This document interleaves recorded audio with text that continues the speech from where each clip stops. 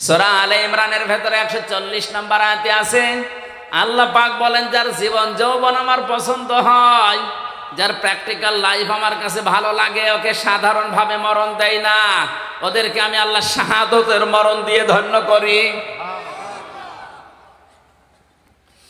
এই লোকটা যদি এখন মারা যায়, ঈমান নিয়েও যদি মরে, কবরে দিয়ে দেবেন, কবরে উনি ঘুমিয়ে পড়বে, এতটুকুই শেষ, আর কিছু নেই। কিন্তু যদি শহীদ হয়ে মরতে পারে, কবরে যাবার পরে আমার আল্লাহ নিজে ওনাকে খাওয়াবে। আরো আসতে বলেন, 50 বছর কোরআনের দাওয়াত দিয়ে যদি ঈমান নিয়ে শুধুমাত্র বাড়িতে বসে বসে মরেছে, তো মরণের পরে কবরে ঘুমিয়ে থাকতো কিয়ামত পর্যন্ত, এই শেষ। কিন্তু আল্লাহ এটা চাইনি। আল্লাহ তার জীবন যৌবনকে, তার কর্মজীবন, প্র্যাকটিক্যাল লাইফ এটা পছন্দ করেছে, এই জন্য সাধারণভাবে মরণ না দিয়ে শাহাদতের মরণ দিয়ে ধন্য করেছে। আমরা মনে করছি কই মরে গেল, না, মরে যায়নি।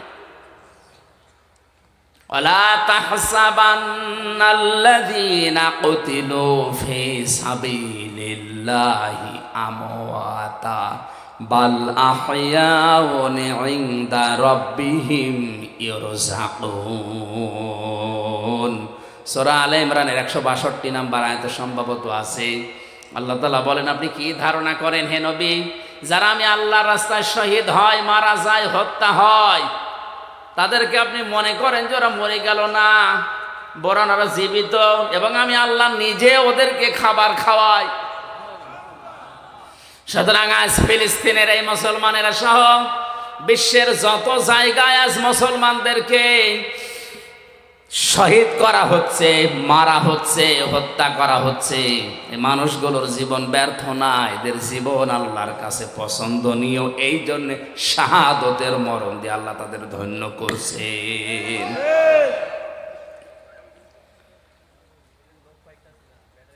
এজন্য বরহান, দলিল যদি আল্লাহ রাব্বুল আলামিন মানুষকে না দেখায়, তার মনের ভেতরে শান্তি প্রশান্তি আসা সম্ভব না। কত মানুষ দেখলাম শুধুমাত্র ইসলামের জন্য 20 বছর, 22 বছর, 25 বছর পর্যন্ত পড়ে আছে ওই চার দেওয়ালের মাঝে, দুনিয়ার কিচ্ছু আর জানে না। এমনিতে একটা ঘরের ভেতরে আমার মাত্র 3 বছর থাকতেই হাঁপিয়ে উঠেছি। যে লোকটা আজ 25 বছর আছে, এমনি থাকা যায় না। মহান আল্লাহ অবশ্যই তাকে কোনো কিছু দেখাচ্ছে। এই যে লাউলা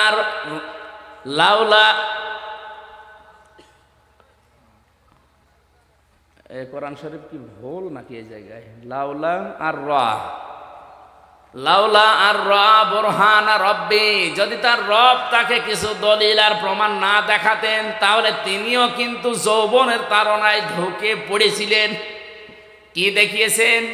তাফসিরে 3টা কথা আছে। 1 নম্বরে হযরতে ইয়াকুব আলাইহিস সালামকে আল্লাহ ওই ঘরের ভেতরে হাজির করে দিলেন। মনে হচ্ছে ইয়াকুব নবী তার ছেলেকে ডাক দিয়ে বলছে, বাবা ইউসুফ, তুমি কিন্তু জিনা করতে পারো না। 2 নম্বরে হযরতে জিবরাইল ফেরেশতা একটা কাগজ নিয়ে এসেছে। কাগজের উপরে লেখা ছিল, আমি আল্লাহ বলছি ইউসুফ তুমি কিন্তু জিনা করতে পারো না। এই সমস্ত নিদর্শনগুলো যখন তিনি দেখলেন, তিনি তখন বললেন, ক্বালা মাআযাল্লাহ, আমি আল্লাহর সাহায্য চাই। কার? বলেন এতটুকুই বলেননি তিনি, ইন্নাহু রাব্বি, নিশ্চয় আমার রব, আহসানা মাসওয়ায়া, আমাকে উত্তম ভাবে লালন পালন করছে। এখানে রব বলতে 2টা অর্থ আমি পেয়েছি। হযরত ইউসুফ একদিকে হয়তো আমার আল্লাহকে বুঝিয়েছিলেন, 2 নম্বর মিশরের বাদশা আজিজে মিশরকে বুঝিয়েছিলেন। ইউসুফ নবী জুলাইখাকে ডাক দিয়ে বলেছে, জুলাইখা, তোমার যে স্বামী, আমার যে অভিভাবক, গার্ডিয়ান, গাইডলাইন যিনি দেন, আমাকে লালন পালন যিনি বাড়িতে রেখে করেন, তিনিও এক অর্থে আমার রব। যেহেতু তার বাড়িতে আমি আছি, আজ অনেক দিন ধরে লালন পালন করছে, খাবার খাওয়াচ্ছে, থাকতে দিয়েছে, আমি তার বাড়িতে থেকে তার আমানতের খেয়ানত করতে পারি না। ইন্নাহু লা ইফলিহুজ জালিমুন, এটা যদি আমি করি তাহলে জালেম হব, আর জালেমরা কোনোদিন সফল হচ্ছে না, হবে না। ইউসুফ নবী ইন্নাহু লা ইফলিহুজ জালিম বলতে পারতেন যে আমি জালেম, আমি সফল হব না। তিনি জালিমুন বহু বচন দিয়েছেন। ইউফলিহু এটা মোজারে, কেন মোজারে দেওয়ার পরে বহু বচন দিয়েছেন? তিনি তো একা ছিলেন ঘরের ভেতরে। মুফাসসিরিন ইকরাম তাফসিরে কাবীরের ভেতরে আল্লামা ফখরউদ্দীন রাজি লিখেছেন, হযরত ইউসুফ নবী আলাইহিস সালাম যে কথাটা বলেছিলেন আল্লাহর এত বেশি পছন্দ হয়েছিল, ওই সময় কিয়ামত পর্যন্ত যারা নফসের উপরে, পরিবারের উপরে, সমাজের উপরে, দেশের উপরে, মানুষের উপরে জুলুম করবে, এই জালেমদেরকে আল্লাহ দৃষ্টান্ত হিসাবে আয়াত কোরআনে নাযিল করে দিয়েছেন। জালেমদেরকে আল্লাহ জানাতে চেয়েছেন, জালেমরা তোমরা যা করো না কেন তোমরা কিন্তু সফল হতে পারছো না, পারবা না। এই জন্য জালেম দুনিয়ায় যারা আছেন তারা থামেন। আজ অনেকেই তার ব্যক্তির উপরে জুলুম করছে, নিজের যৌবনকে যৌবনের তাড়নায় পড়ে ধ্বংস করে ফেলছে। মোবাইল, কম্পিউটার, ইন্টারনেটের মাধ্যমে নিজের যৌবনকে আজ যারা ধ্বংস করে ফেলছে, এটা নিজের নফসের ওপরে, শরীরের ওপরে জুলুম। এই কথা বলে না কেন? পরিবারের মা বাবা আপনাকে হোস্টেলে থাকতে দিয়েছে, পুরুষ হোস্টেল, মহিলা হোস্টেল যাই বলেন, কত কষ্ট করে মা বাবা টাকা পয়সাগুলো আপনার জন্য পাঠায়। আপনি ওইটা নিয়ে ওয়াইফাই লাইন নিয়েছেন, ইন্টারনেট নিয়ে লেখাপড়া বাদ দিয়ে সারাদিন উলঙ্গ নাচ দেখতেছেন, এটা নফসের ওপরে জুলুম।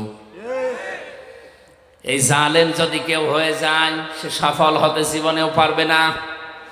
আল্লাহ রাব্বুল আলামিন বলেন, কাযালিকা লিনাসরিফা আনহুস সুওয়া ওয়াল ফাহশা ইন্নাহু মিন ইবাদিনাল মুখলাসিন। এইভাবে করে আমি আল্লাহ তার থেকে এই ফায়সা কাজগুলো সরিয়ে নিয়েছিলাম। আমার মুখলেস বান্দাদেরকে আমি এভাবেই সাহায্য করব কিয়ামত পর্যন্ত।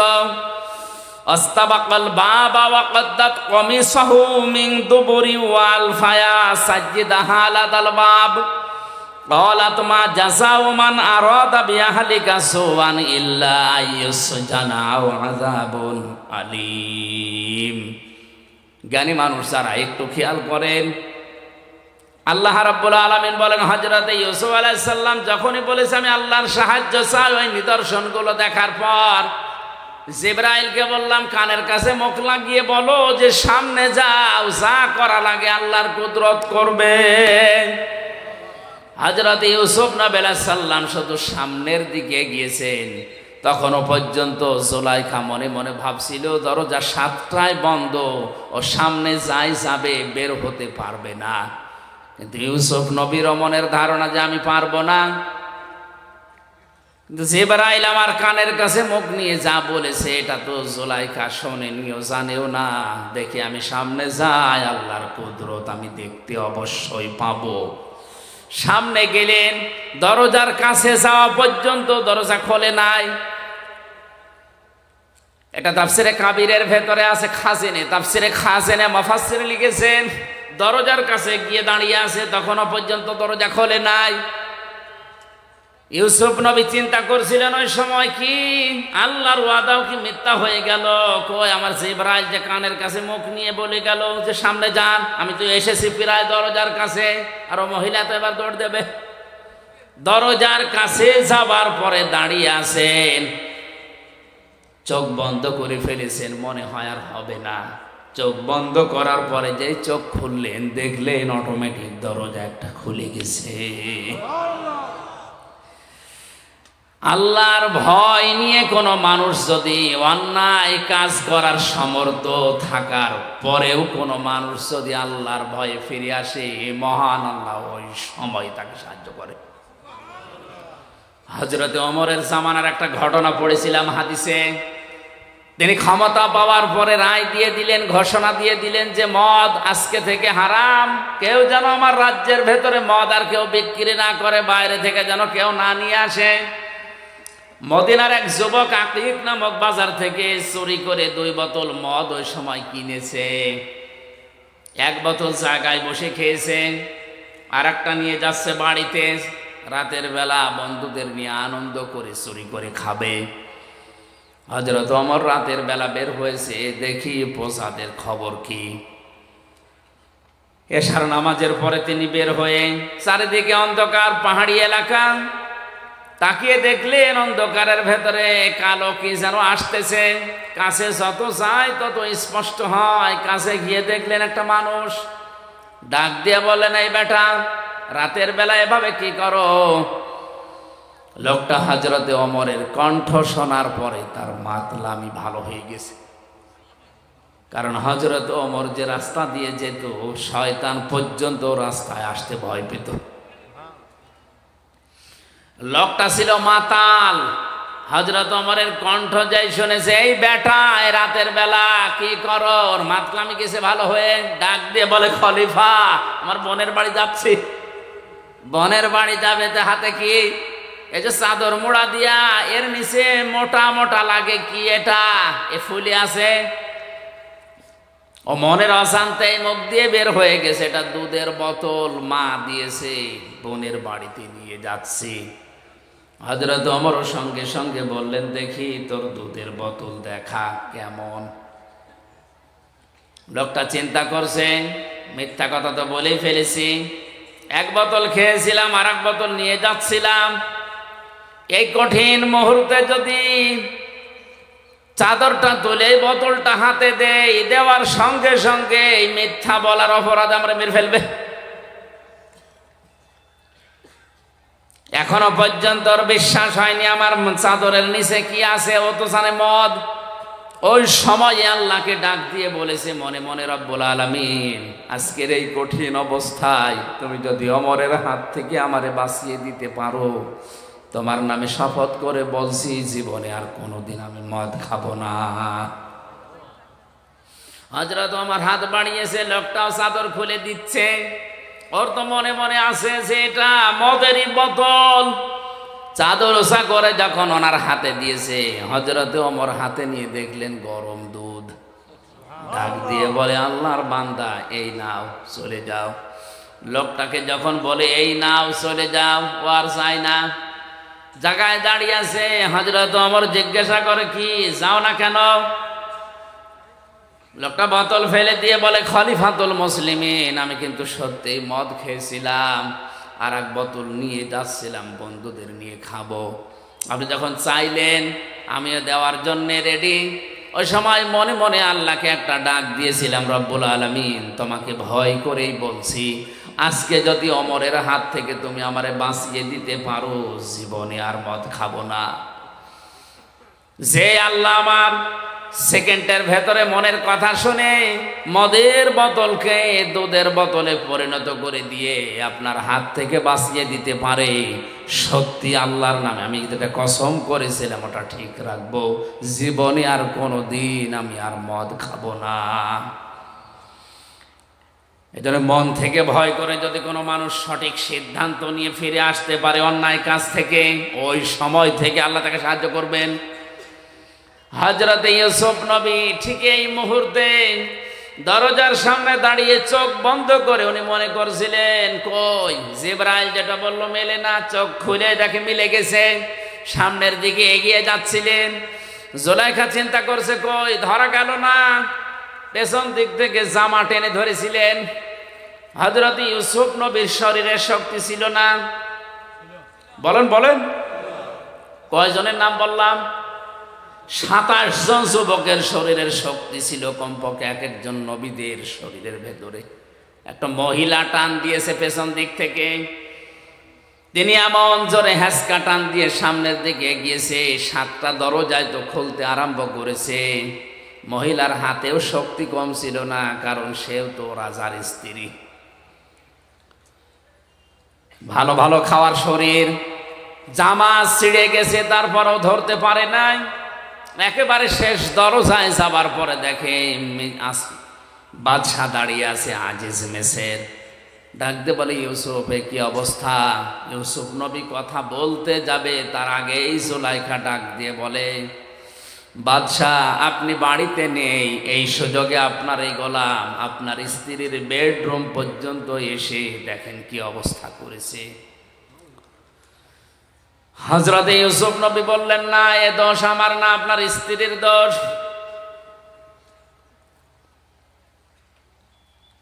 কথা কাটাকাটির এক পর্যায়ে হযরত ইউসুফ নবীকে বাদশাহ জিজ্ঞাসা করে, তোমার কোনো সাক্ষী আছে? হযরত ইউসুফের মনের ভেতরে আল্লাহ ইলহাম পাঠিয়ে দিলেন, হ্যাঁ আছে। ওই যে আপনার শালীর কোলের উপরে যে দুধের বাচ্চা কাঁদতেছে, ওইটাই আমার সাক্ষী।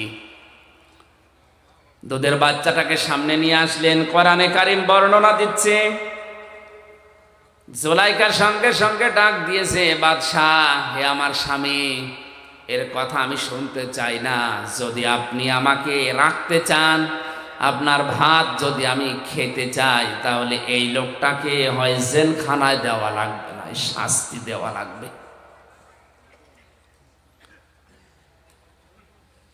হযরত ইউসুফ আলাইহিস সালাম ছোট্ট এই বাচ্চার দিকে তাকিয়ে ইশারা করলেন, তোমার যা জানা আছে বলো দেখি। বাচ্চা ওর কি জানা আছে? আল্লাহ রাব্বুল আলামিন বলেন, ইউসুফ আলাইহিস সালামের কথা শোনার পরেই কিন্তু বাচ্চা কথা বলেনি। চুপ করে যখন ছিল, বাদশা ইউসুফ নবীর দিকে চোখ মোটা করেও তাকিয়েছিল। আল্লাহ রাব্বুল আলামিন নবীজির এই কঠিন মুহূর্তে যৌবনের এত বড় তাড়নায় যিনি পরীক্ষা দিয়ে পাশ করেছেন, তাকে ফেলে দেবেন না। এই কারণে এই বাচ্চার মুখ দিয়ে আল্লাহ কথা বের করে দিলেন। বাচ্চা ডাক দিয়ে বলে, বাদশাহ এই পুরুষের আমার সামনের দিকে যদি ছেঁড়া থাকে তাহলে এই পুরুষের দোষ, যদি এই পুরুষের পেছনের দিকে ছেঁড়া থাকে জামা, তাহলে আপনার স্ত্রীর দোষ। তখনও পর্যন্ত জুলাইখার হাতে ইউসুফ নবীর জামার পেছনের সাইড ছেঁড়া, হাতে নাতে প্রমাণ। কিন্তু ক্ষমতা যেন কার হাতে? কি শোনেন আপনারা? বাদশার হাতে। জোরে বলেন, কার হাতে? হাতে নাতে প্রমাণ। ক্ষমতা যেন কার হাতে? বাদশাহ রায় দিতে চাচ্ছিলেন ইউসুফ নবীর পক্ষে, কিন্তু যাই বলেছে বাদশাহ, আমি কিন্তু আপনার ভাত খাবো না, এই কথা শোনার পরে গেছে উল্টিয়ে। হযরত ইউসুফ নবী আলাইহিস সালামের বিরুদ্ধে বাদশাহ রায় দিয়ে দিল, আমি বাড়িতে না থাকার সুযোগে আমার স্ত্রীর বেডরুম পর্যন্ত গিয়ে তাকে নষ্ট করার পায়তারা করেছে, এই জন্য ইউসুফকে আমি 10 বছর জেল দিয়ে দিলাম। কয় বছর? হযরত ইউসুফ আলাইহিস সালামকে 10 বছর জেলের ঘোষণা দেওয়ার সঙ্গে সঙ্গে তার শরীরের যে সাধারণ পোশাক ছিল ওইটা খুলে ফেলা হলো। জেলখানার কয়েদিদের পোশাকটাকে পরানো হচ্ছে। জেলখানার কয়েদিদের যে ডান্ডা বেড়ি তারে দেওয়া হচ্ছে। মাজায় শিকল দিয়ে জেলখানার কয়েদিদের যে টুপি তার মাথায় দিয়ে টানতে টানতে নিয়ে যাচ্ছে। হযরত ইউসুফ নবী আলাইহিস সালাম ওই সময় আকাশের দিকে তাকিয়ে বলেছিলেন, রব্বুল আলামিন তুমি তো জানো আমি জিনা করিনি, তুমি তো জানো আমি ধর্ষক না, আমি মানুষের বাড়ি ঘরে আগুন লাগাইনি। এরপরেও বিনা কারণে ক্ষমতা যার রায় তার, ক্ষমতা যার রায় তার, এ কারণে আমারে 10 বছর জেল দিয়ে দিল। আমার কোনো দুঃখ নেই। এদের এই অবৈধ কাজে সাড়া দেওয়ার চাইতে জেলখানার জীবন আমার কাছে উত্তম। জোরে বলেন আল্লাহু আকবার।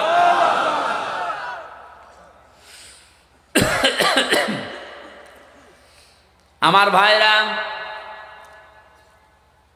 হাজার হাজার বছর আগে হযরত ইউসুফ আলাইহিস সালাম যেটা বলেছিলেন, আজও পৃথিবীতে আনাসে কানাসে অনেক মানুষ ঠিক এই কথাই বলছে। ন্যায় বিচার আমাদের হচ্ছে না, অথচ ন্যায় বিচারক বাদশার জন্য নবীজি জানিয়েছেন কিয়ামতে কোনো ছায়া থাকবে না, শুধু আল্লাহর আরশের ছায়া ছাড়া। মানুষের মাথার মগজগুলো টকবক করে ফুটতে থাকবে, জমিন তামার হয়ে যাবে।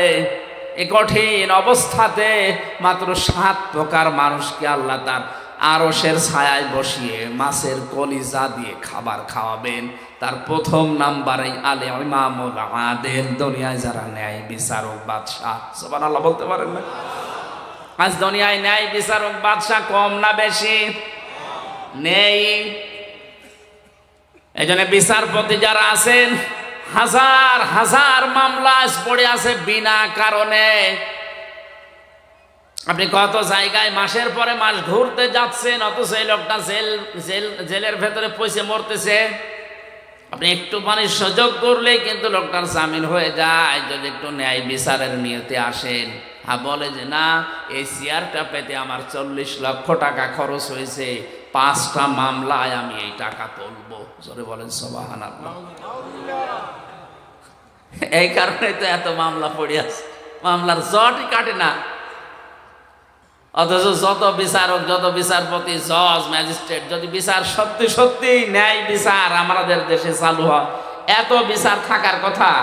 হযরত ওমর 2 বছর তিনি প্রধান বিচারপতির দায়িত্বে ছিলেন। খলিফাতুল মুসলিমিন হযরতে আবু বকরের শেষ জামানার দিকে তিনি বললেন, খলিফা আমারে আর প্রধান বিচারপতি বানানোর দরকার নেই, এ দায়িত্ব আমি ছেড়ে দিলাম, এই বিভাগটা বন্ধ করে দেন। বিনা কারণে আপনি আমারে বেতন দিয়েছেন এই 2 বছর, একটা মামলাও কেউ আমার দরবারে করে নাই। এই 2 বছরের ভেতরে আদালতে একটা মামলাও আমার কাছে কেউ করে নাই। কোন কারণে আপনি আমারে প্রধান বিচারপতি বানিয়ে রেখেছেন? হযরতে আবু বকর ডাক দিয়ে বলেন, খলিফা আমার 2টা বছরের ভেতরে তোমার কাছে একটা বিচারও আসে নাই, কেন তুমি কি বলতে পারো? হযরত ওমর বলেছিলেন, খলিফা যেই দেশ চলে কোরআন দিয়ে, যেই দেশের মানুষগুলো একে অন্যের কল্যাণ কামনা করে, এই দেশে বিচার দেওয়ার জন্য কে আসবে? সুতরাং হযরতে ওমরের জামানায় খলিফাতুল মুসলিমিন হযরতে আবু বকরের এই 2 বছরে তিনি যেটা দেখিয়েছেন, আজও বাংলাদেশে বিচার ব্যবস্থাতে মামলার জট যদি করাতে হয়, কোরআনের আইন সংসদে কায়েম করা লাগবে। এটা রাজনীতি না আসল নীতি? এই নীতির পক্ষে আছেন কারা দেখি? লিল্লাহি তাকবীর।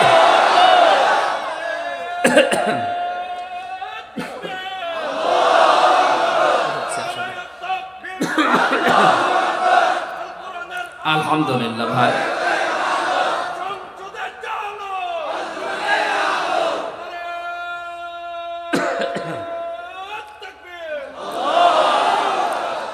এই জন্য ন্যায় বিচার এটা প্রতিষ্ঠিত যদি হয়, সবাই আমরা বাঁচতে পারবো। থাক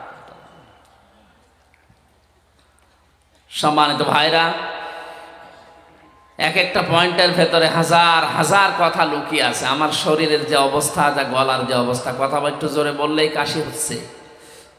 আর একটা অনুষ্ঠান ছিল মাগরিবের পরে, ওইটা করতে গিয়ে আরো ঝামেলায় পড়ে গেছে।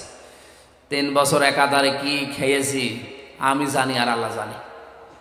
কারণ এমন অবস্থায় আমাদেরকে রেখেছিল, আপনারা অনেকে শুনেছেন, ফাঁসির কন্ডেম সেলের ভেতরে খাবার দাবারের যে অবস্থা, ভেতরের কল কবজা আর সেরকম নেই, খালে উপরে খোসা পড়ে আছে। এটা স্বাভাবিক হতে কিছুদিন সময় লাগবে, আস্তে আস্তে সুস্থ হই, সামনে আবার আসবো ইনশাল্লাহ, কথা বলবো নাকি? যে গরু দিয়ে মানুষ চাষ করে খাবে, গরুই যদি মরে যায় তো কি চাষ করবেন? আমি অন্তত বেঁচে থাকি নাকি মরে যাব? আমার বুকেও ব্যথা করছে, কণ্ঠের অবস্থাও দেখছেন ভালো না, আর সফর হয়ে গেছে অনেকক্ষণ, অনেক বেশি।